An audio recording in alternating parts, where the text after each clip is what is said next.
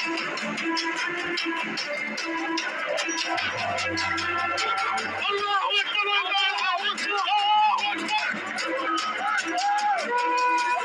क्षेत्र है, यहाँ से 3 धर्मों की उत्पत्ति हुई है। दुनिया के 3 सबसे बड़े धर्म कह सकते हैं आप इन्हें, हिंदुत्व को अगर हम छोड़ दें। असल में ये तीनों ही धर्म अपनी शुरुआत की कहानी को बाइबल के पैगंबर इब्राहिम से जोड़ते हैं। ईसाई धर्म के लोगों का जुड़ाव इस क्षेत्र से इसलिए है क्योंकि उनका मानना है कि ये वही जगह है जहाँ कलवारी की पहाड़ी पर ईसा मसीह को सूली पर चढ़ाया गया। उनका मकबरा स्पेलकर नाम के चर्च के अंदर स्थित है और ये उनके पुनरुत्थान का स्थल भी माना जाता है। यानी इसीलिए ईसाई इस जगह को बहुत पवित्र मानते हैं। इसलिए आप कह सकते हैं कि ईसाइयों के लिए ये जगह बहुत खास है, बहुत पवित्र है। यूक्रेन और रशिया की तरह इस युद्ध की जड़ में संसाधन और जमीन की लड़ाई नहीं है। इस युद्ध के जड़ में एक ही कारण है और वो है धर्म। और इसलिए ये जो युद्ध है ये सिर्फ युद्ध नहीं बल्कि ये एक धर्म युद्ध है। आप स्क्रीन पर इजराइल के ये 5 नक्शे देख रहे हैं, आपको दिखाते हैं। देखिए, पहला नक्शा 1917 का है जब इजराइल देश अस्तित्व में नहीं आया था और इस क्षेत्र पर पूरी तरह से फिलिस्तीन के अरब मुसलमानों का नियंत्रण था। देखिए, ये 1917 है। दूसरा नक्शा 1946 का है, यहां भी आप देख सकते हैं ये नक्शा।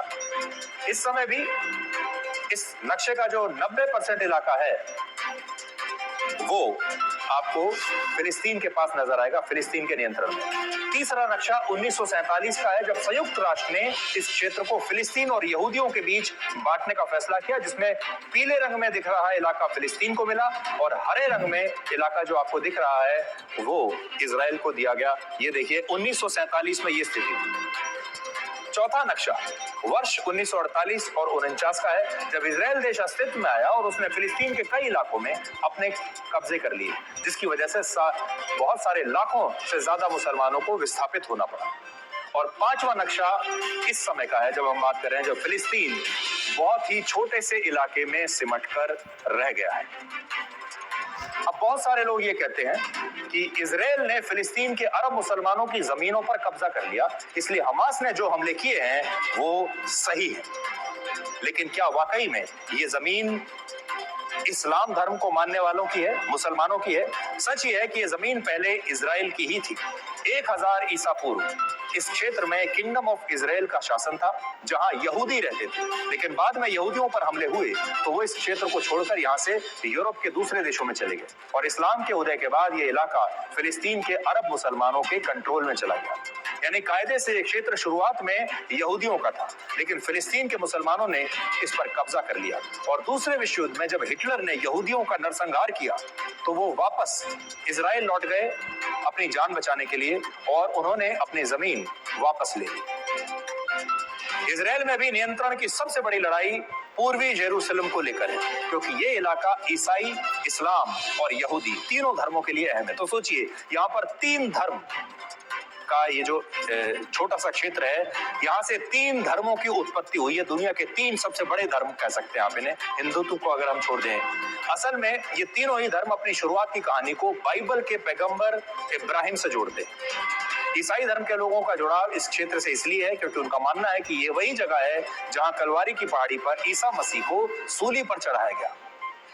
उनका मकबरा स्पेलकर नाम के चर्च के अंदर स्थित है और ये उनके पुनरुत्थान का स्थल भी माना जाता है। यानी इसीलिए ईसाई इस जगह को बहुत पवित्र मानते हैं। इसलिए आप कह सकते हैं कि ईसाइयों के लिए ये जगह बहुत खास है, बहुत पवित्र है।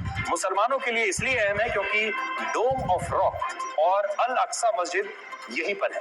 ये मस्जिद इस्लाम का तीसरा सबसे पवित्र स्थल है और मुसलमानों का मानना है कि पैगंबर मोहम्मद साहब ने अपनी यात्रा के दौरान मक्का से यहाँ तक का सफर तय किया था और सभी जो प्रॉफिट हैं उनकी आत्माओं के साथ उन्होंने प्रार्थना की।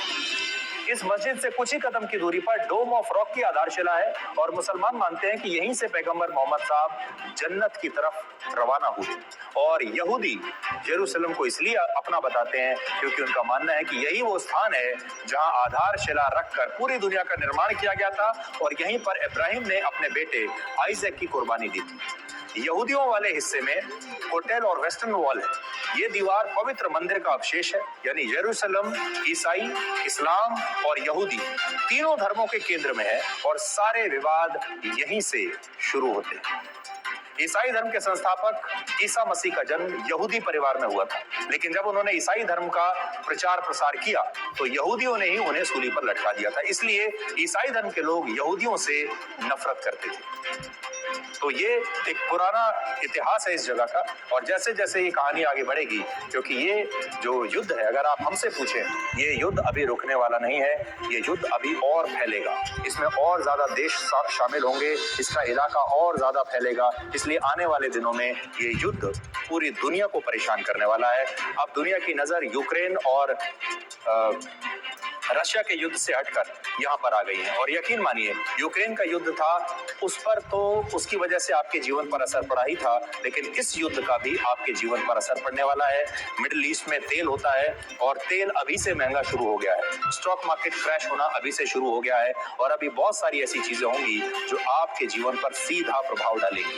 तो एक तो वो है जो आपके आम रोजमर्रा के जीवन पर प्रभाव होगा, और दूसरा ये युद्ध अलग है, ये युद्ध धर्म युद्ध है, इसलिए भी ये पूरी दुनिया को दो हिस्सों में ब्लैक एंड व्हाइट की तरह बांट देगा। और इसमें ये जो इलाका है, जैसा हमने आपको बताया, एक दो नहीं बल्कि 3 धर्म जो हैं वो इसमें शामिल है। 7 अक्टूबर को जब इजराइल पर हमला हुआ, तब इजराइल में यहूदी अपना सबसे बड़ा त्योहार मना रहे थे, जिसे सिमचैट तोरा कहते हैं, और इस त्योहार पर लोग आराम फरमाते हैं, कोई काम नहीं करते उस दिन, कहीं पर यात्रा पर नहीं जाते, कहीं बाहर नहीं निकलते। और इसी दिन हमास ने बहुत सोच समझकर उनके आतंकवादियों ने इजराइल पर हमला किया। यानी आप ऐसे समझ लीजिए कि हमारे देश में अगर कोई दिवाली के दिन हमला कर दे, हमारे देश में किसी